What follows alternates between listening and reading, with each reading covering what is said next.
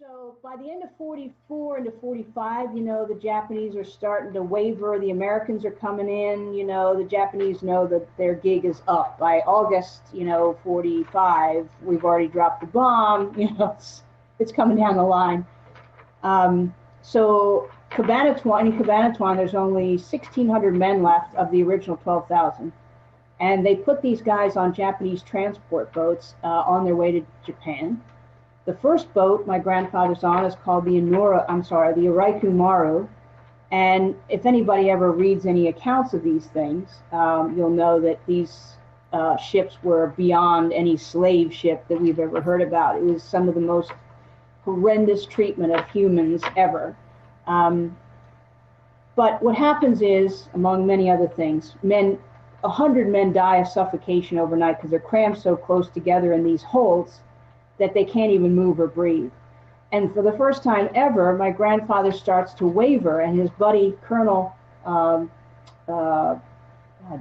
Bill North, who's a medic, crawls over a man to give him a morphine shot so he doesn't fade out completely. By the way, my grandfather weighs 96 pounds at this moment. So anyway, the next morning, my grandfather wakes up and there's 100 men dead because of suffocation. In the meantime, the Navy doesn't know that this ship is full of POWs, and they bomb the crap out of it. And so the ship's on fire. My grandfather goes topside with Bill North to separate the living from the dead. While he's up there, he gets strafed by one of the U.S. Navy airplanes, and a bullet goes down the back of his collar and out his shirt tail. He doesn't even know it. By the time that the ship's on fire now, the Japanese are yelling abandoned ship. They're pushing people over the edge at bayonet point. They're stripping them down and pushing them over the edge. My grandfather gathers his few things that he has, holds his nose, and jumps 4 stories, 55 feet to the water below. Now, anybody who knows anything about cliff diving knows that anything over 40 feet, you need a scuba team in the water because it's so dangerous. Anybody who knows cliff diving knows that he hit that water going 60 miles an hour. And in fact, in his diaries, he says that everything was ripped off his body except his clothes. His pistol belt, his canteen, all that was gone. Anyway, when he gets to the surface, which he probably went 15 feet below the surface at that rate, he thinks about escaping for a moment and then quickly abandons that and swims for shore, which is 3/4 of a mile away. So he swims for shore, he gets to shore, he stands up in shallow water and looks back at this boat, and it's still on fire, and there's still men on the deck. So, in classic Arthur fashion, as if he hasn't done enough, he grabs a piece of hatch cover and paddles back, as he says, Hawaiian style, to the boat to save these men, as many as he can. And he tells these 4 guys to jump overboard, and he'll catch them, which he does, and he puts them on the front of this hatch cover and paddles back to shore. In the meantime, the Japanese have set up machine guns along the shore and are shooting men in the water that they don't think came directly from the Iraiku Maru. So he survives that.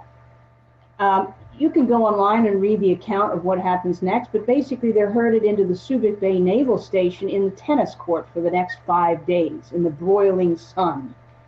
My Colonel North, there's only a couple of medics left, Colonel North. Now, my grandfather's a senior officer at this point because Colonel Beecher is really sick. So my grandfather takes command of these there's now 1,300 men because he lost 200 on the ship. Last 1,300 men. Just to give you an idea of how dire it is, Colonel North and Colonel Schwartz, who are both medics, are amputating a young corporal's arm with a razor blade in this tennis court in the broiling sun because he's had a compound fracture and they have to take his arm off.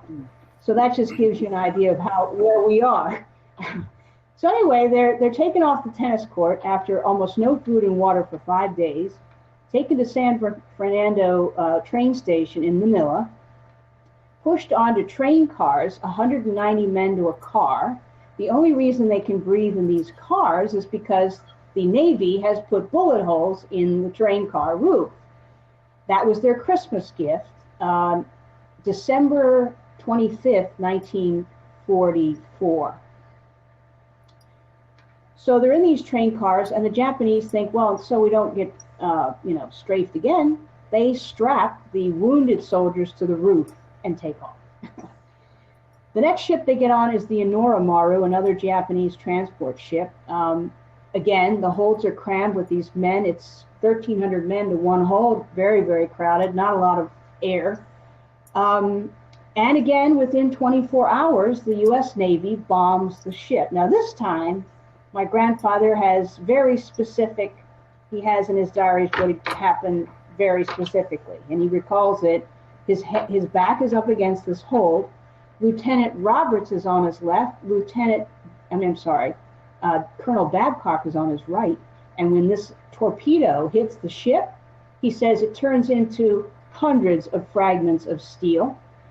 Lieutenant Roberts on his left is decapitated, and Babcock on his right gets a severe chest wound to the left breast.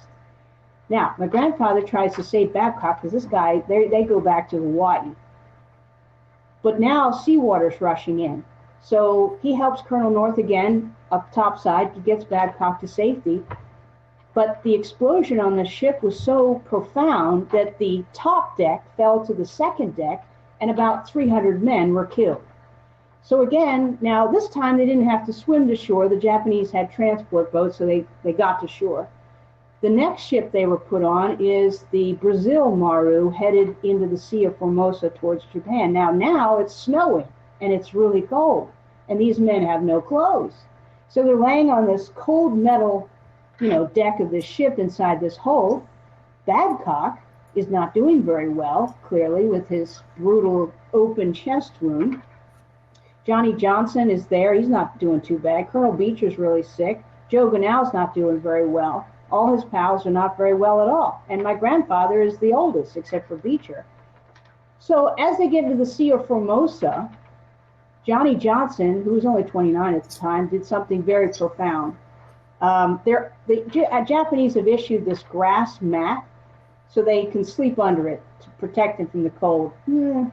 4 men under one mat. So it's Beecher, my grandfather, Johnny Johnson, and Babcock, all under this mat, right? But Johnny Johnson gets up and goes to the Japanese CO and trades him his West Point ring for one more grass mat so they can try to stay warm. So that's what they do. Now, they get to Camp Fukuoka in Japan, unfortunately, and he's put back in prison again for a while, and he's sewing, buttons on Japanese clothing. They put him into hard labor still. Joe Ganow. Now, on the Brazil Maru, they were issued 1 Red Cross box of food for every 2 men. So my grandfather took this box, and as these men are dying, because Babcock died on the Brazil Maru, he's picking up all of their belongings and putting them in this Red Cross box, right? So he's got this box he's carrying around now with all these men's belongings. Marshall Hurt, David Babcock, Joe Ganow dies at Camp Fukuoka, so he's now passed away. So he's got like 4 or 5 men's stuff in this box. My Uncle Bill, his brother in China, must have had his finger on the pulse of what was happening, because the day he was put into American hands, the U.S. Army hands, September 7th, Bill Shreve knew about it and sent him 2 telegrams. My grandfather was rescued and evacuated out of Ginseng, Korea, September 23rd, 1945, with his Red Cross box in hand. Of those original 12,000 men, only 270 got on a boat heading for San Francisco. 3% made it out of Cabanatuan. Amazing. Yeah. So that's Arthur Shreve in a nutshell. And well told by Heather Shreve.